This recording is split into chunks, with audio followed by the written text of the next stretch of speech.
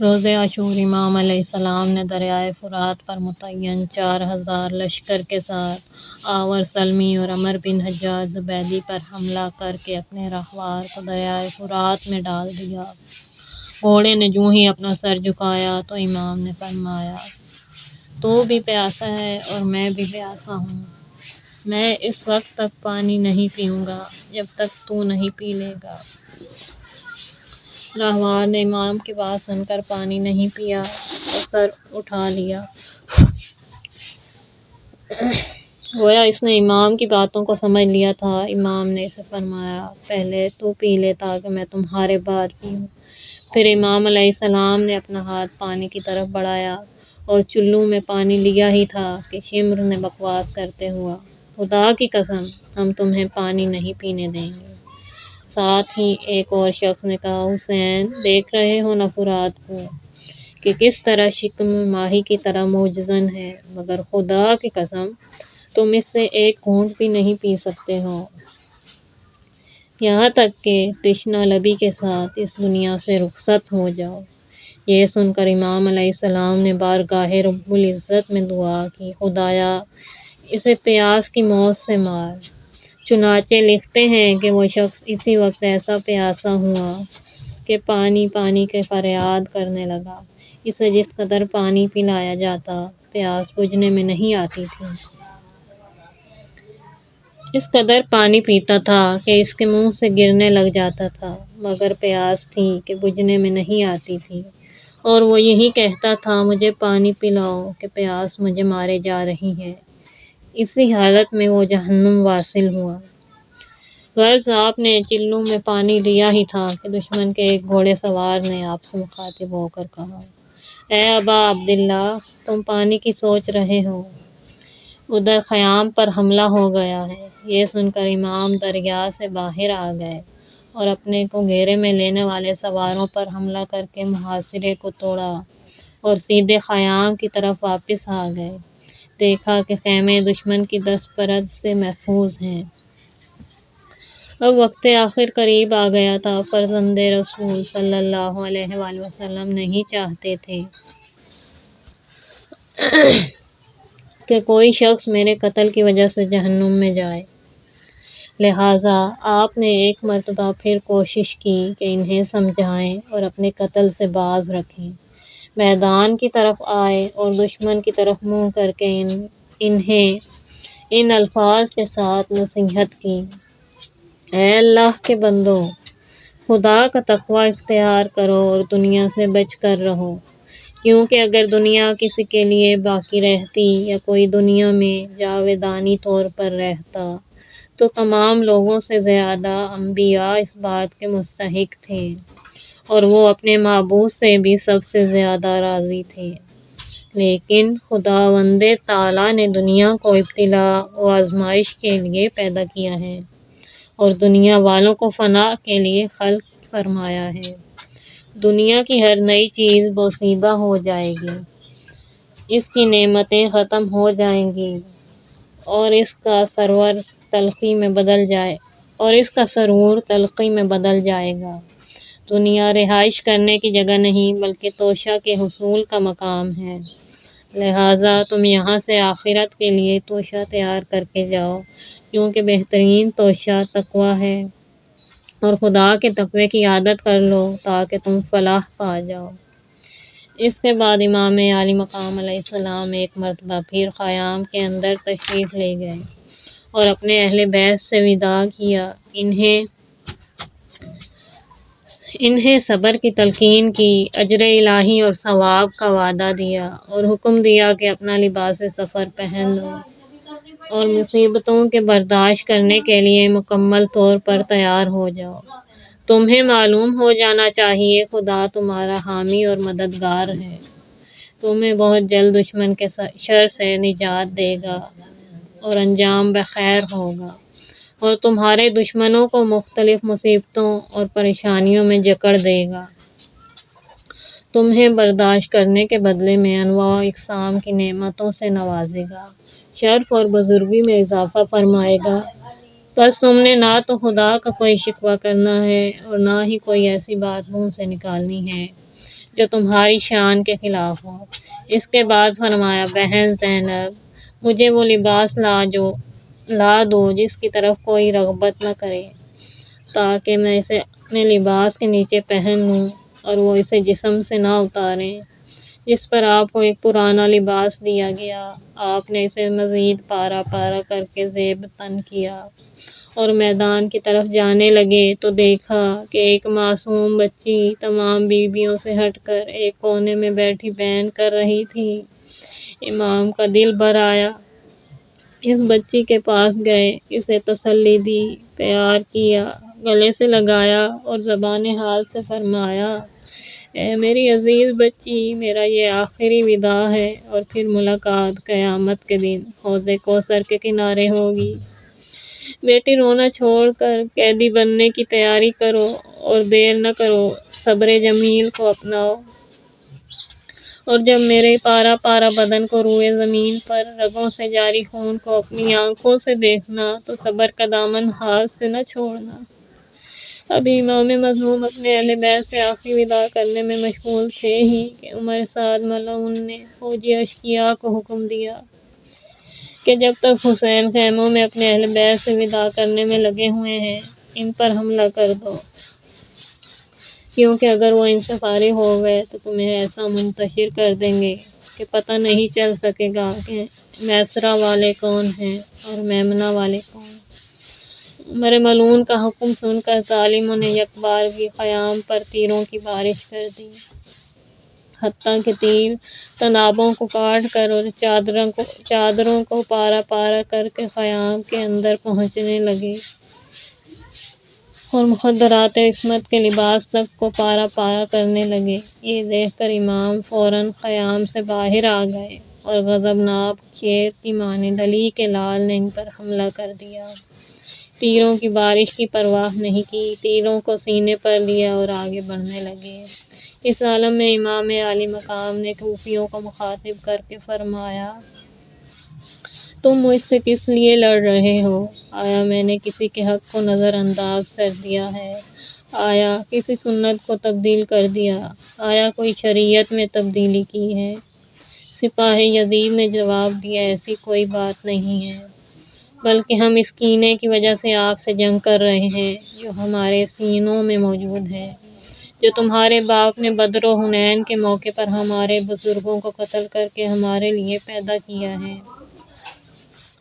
جب امام علیہ السلام نے ان کی زبانی یہ باتیں سنی تو آپ سے گریہ ضبط نہ ہو سکا، خوب روئے، پھر بائیں دیکھا، دائیں دیکھا، کوئی یار و انصار نظر نہ آیا، سب جام شہادت نوش کر کے خاک و خون میں غلطہ روئے زمین پر محو آرام تھے۔ جنگ کی شدت، گرمی کا عروج، زخموں کی کثرت اور پیاس کا غلبہ، یہ سب عوامل مل کر کسی کی موت کے لیے کافی ہوتے ہیں، مگر کیا کہنے فرزند زہرا کے حوصلے، صبر اور تحمل کے۔ سب کچھ برداشت کرنے کے ساتھ صبر اور شکر کا ورد زبان پر جاری ہے۔ چاہتے ہیں کہ تھوڑی دیر آرام کر لیں، مگر ہائے مظلومی کہ ایک شخص نے نشانہ لے کر مظلوم کی پیشانی پر ایسا پتھر مارا کہ خون کے فوارے پھوٹنے لگ گئے۔ چاہا کہ عبا کے دامن کے ساتھ خون کو چہرے سے صاف کریں کہ اتنے میں زہر میں بجھا ہوا ایک 3 شعبہ تیر آپ کے سینے کو آ لگا اور پار ہو گیا۔ جہاں پر سکینہ آرام کیا کرتی تھی، بعض روایات کے مطابق وہ تیر آپ کے قلب مبارک میں پیوست ہو گیا۔ امام مظلوم نے بسم اللہ و باللہ و علی ملت رسول اللہ کہہ کر آسمان کی طرف منہ کر کے عرض کی، خداوندا، تو بہتر جانتا ہے کہ یہ لوگ اس شخص کے قتل کے در پہ ہیں جس کے علاوہ روئے زمین پر تیرے پیغمبر کا نواسہ موجود نہیں ہے۔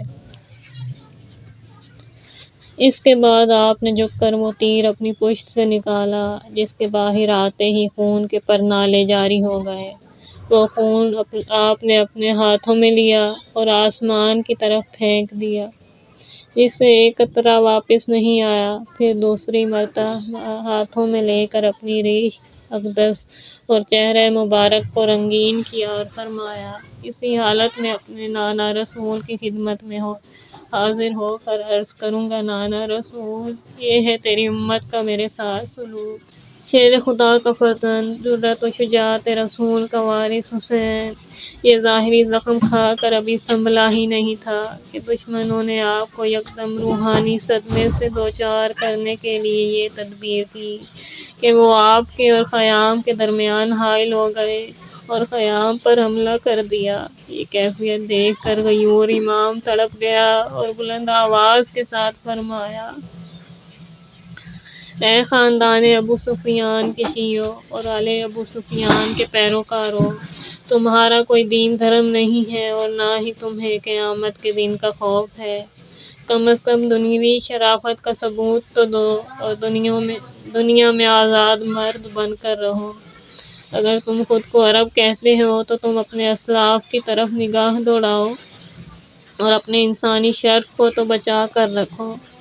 اس موقع پر شمر ملعون نے آپ کی بات کاٹتے ہوئے کہا، حسین کیا کہتے ہو؟ امام نے فرمایا، میں کہتا ہوں کہ میں تم سے لڑ رہا ہوں اور تم مجھ سے جنگ کر رہے ہو۔ ان مستورات کا کوئی قصور نہیں۔ ابھی میں زندہ ہوں، ان سرکش لوگوں کو خیام پر حملے سے باز رکھو۔ شمر نے کہا، ایسا ہی ہوگا اے فرزند زہرا۔ پھر اس نے اپنے سپاہیوں کو بلا کر کہا، اس شخص کے حرم اور سرا پردے سے ہٹ جاؤ اور اپنے حملے کا نشانہ خود اسے ہی بناؤ۔ مجھے اپنی جان کی قسم وہ شریف خاندان کا فرد ہے۔ یہ سننا تھا کہ پوری فوج کے تمام اسلحہ کا رخ ایک تن مجروح کی طرف ہو گیا۔ ایک بھوکا پیاسا زخموں سے چور انسان تیروں، تلواروں، نیزوں، پتھروں اور گرم ریت کی مٹھیوں کا نشانہ بن چکا تھا۔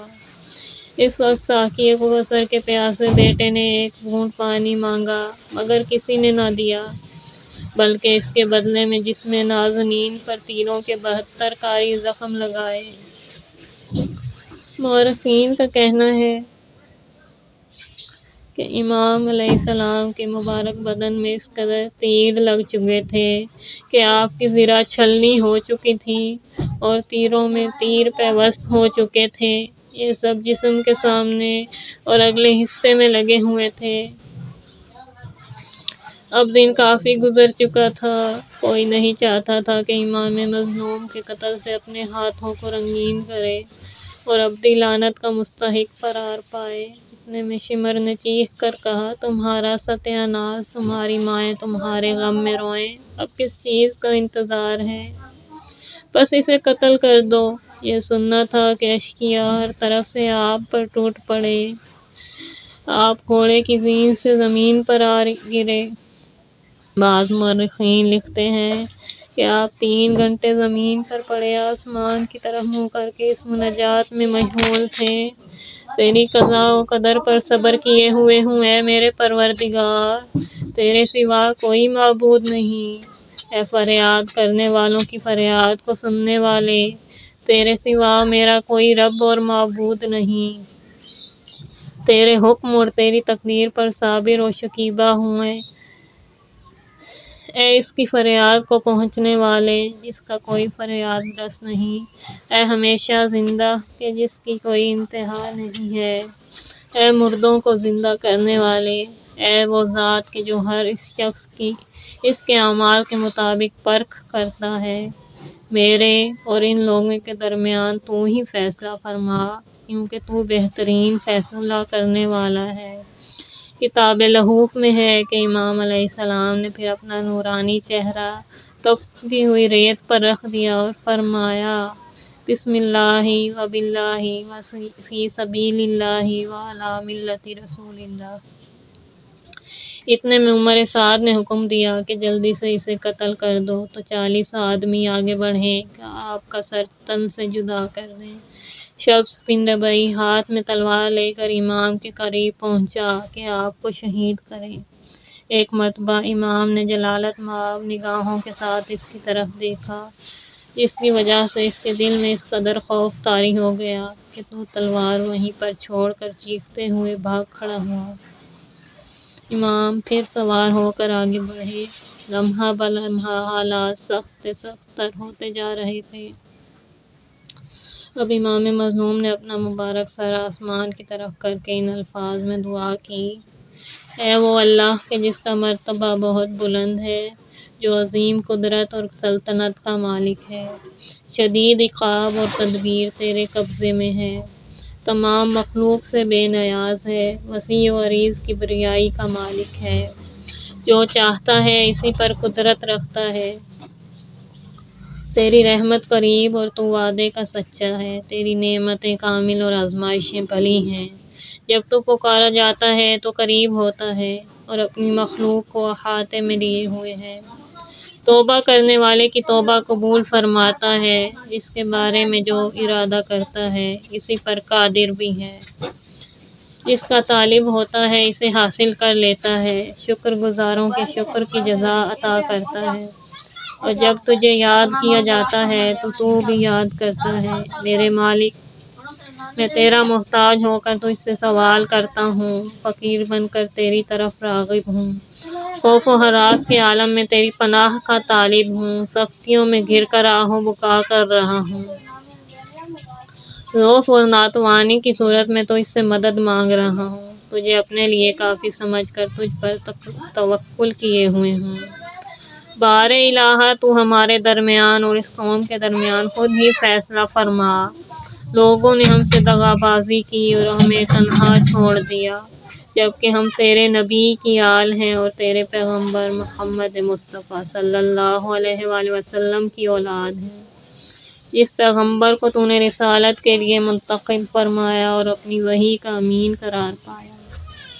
قرار دیا۔ بس ہماری یہی التجا ہے کہ تو ہمارے امور کے لیے آسانی اور کشادگی پیدا کر دے، اے سب سے زیادہ رحم کرنے والے۔ اب آپ نے اپنی زندگی کے آخری لمحات میں اپنا سر سجدہ خالق میں زمین پر رکھ دیا اور اپنے معبود کے ساتھ ان الفاظ میں محو مناجات ہو گئے: اے رب، تیری قضا اور تیرے فیصلے پر صبر کیے ہوں، تیرے بغیر کوئی معبود نہیں، اے فریاد کرنے والوں کی فریاد کو پہنچنے والے اللہ، میرے لیے تیرے سوا کوئی رب نہیں اور تیرے سوا کوئی لائق عبادت نہیں، اے اس کی فریاد رسی کرنے والے جس کی فریاد رسی کوئی نہیں کرتا، میں تیرے حلم اور بردباری پر صابر ہوں، اے وہ ہستی جو ابدی اور دائم ہے، مردوں کو دوبارہ زندہ کرنے والے، اے وہ جو اپنی تمام مخلوق کے ہر ایک اعمال و افعال اور کردار کا شاہد، آگاہ اور ناظر ہے، میرے اور ان کے درمیان میں خود ہی فیصلہ فرما کہ تو بہترین فیصلہ کرنے والا ہے۔ تیروں، تلواروں اور نیزوں کے زخموں سے نڈال، 3 دن کے بھوکے پیاسے عزیزوں کی موت کا داغ دل پر لیے، مقدرات عصمت و طہارت کی چادروں کے چھننے اور قیدی ہونے کے اندیشوں کا دل میں موجوں سمندر لیے حسین کی یہ کیفیت دیکھ کر شمر ملعون نے بلند آواز کے ساتھ اشقیاء کو کہا: تمہاری مائیں تمہارے سوگ میں بیٹھیں کیا دیکھ رہے ہو؟ اس پر ہر طرف سے حملہ کیوں نہیں کرتے؟ یہ سن کر ایک مظلوم و بے کس انسان پر پوری فوج نے چاروں طرف سے حملہ کر دیا۔ حسین بن نمیر ملعون نے نشانہ لے کر ایسا تیر مارا کہ آپ نے دہنے اقدس پر جا لگا۔ ابو ایوب بنوی لعین نے آپ کے حلقے نازنین پر تیر چلا دیا۔ زرع بن شریق لعین نے آپ کے شانے پر تلوار کا وار کیا۔ سنان بن انس نے سینہ مبارک پر نیزہ مارا۔ صالح بن وہب ملعون نے اس بے کس و بے نوا کے پہلو میں ایسا نیزہ جبویا کہ گھوڑے کی زین کو چھوڑنا پڑا اور آپ دائیں پہلو زمین پر جا گرے۔ پھر آپ نے بیٹھ کر تیر کو اپنے حلق سے نکالا، اتنے میں عمر سعد بھی آپ کے نزدیک پہنچ گیا۔ مظلومی کا یہ عالم دیکھ کر حسین کی بے کس بہن زینب کبریٰ سے رہا نہ گیا۔ وَأَخَاهُ وَسَيِّدَاهُ وَأَہْلَ بَیْتَهُ کہتی ہوئی خیمے سے مقتل کی طرف دوڑتی ہوئی آئی اور کہا: اے کاش آسمان زمین پر گر گیا ہوتا، اے کاش پہاڑ ریزہ ریزہ ہو جاتے، ہائے میرا بھائی کس قدر بے دردی سے مارا جا رہا ہے۔ ارشاد شیخ مفید میں ہے کہ بی بی زینب نے عمر سعد کو مخاطب کر کے کہا: عمر سعد، حسین مارا جا رہا ہے اور تم دیکھ رہے ہو، ارے بچا لو میرے بھائی کو۔ جب اس نے کوئی جواب نہ دیا تو عقیلہ بنی ہاشم نے بین کر کے کہا، تم پر افسوس، آیا تم میں کوئی مسلمان نہیں ہے؟ مگر کسی نے کوئی جواب نہ دیا، بلکہ کامل ابن اسیر کے بقول زینب عالیہ کا بین اس قدر دردناک تھا کہ عمر سعد سے بھی گریہ ضبط نہ ہو سکا اور وہ منہ پھیر کر رونے لگا اور کوئی جواب نہیں دیا۔ دشمن کی فوج کا ایک سپاہی ہلال بن نافع کہتا ہے، میں عمر بن سعد کے ساتھیوں میں موجود تھا اور دونوں صفوں کے درمیان آ کر دیکھنے لگا کہ حسین آخری لمحات میں کس طرح اپنی جان آفرین کے حوالے کرتا ہے۔ خدا کی قسم، میں نے حسین کے علاوہ کسی مقتول کو ایسے نہیں دیکھا کہ بوقت قتل جس کا چہرہ 14ویں کے چاند کی مانند دمک رہا ہو۔ ان کے چہرے کے نور اور ان کی نگاہ کی حیت نے مجھے ان کے قتل کی کیفیت فراموش کرا دیا کہ اتنے میں اس مظلوم نے پیاس بجھانے کے لیے پانی طلب فرمایا، مگر میں نے ایک شخص کا جواب دیتے ہوئے سنا، اس کا ترجمہ کرنا مشکل ہے، البتہ امام کے جواب سے معلوم ہو جائے گا کہ اس ظالم نے کیا کہا۔ امام نے فرمایا، میں تو ابھی اپنے نانا رسول کے پاس جا کر ان کے ہاتھوں سے بہشت کا جام پیوں گا، اور جو تو کہہ رہا ہے خود اسی کا مستحق ہے، اور جو سلوک تم میرے ساتھ کر رہے ہو اس کی بھی شکایت ان کے پاس جا کر کروں گا۔ یہ سن کر تمام کوفی غصے میں اس قدر پاگل ہو گئے کہ گویا خدا نے ان کے دلوں میں رحم خلق ہی نہیں فرمایا۔ میں نے کہا، خدا کی قسم، اب میں تمہارے کسی کام میں تمہارا ساتھی نہیں بنوں گا۔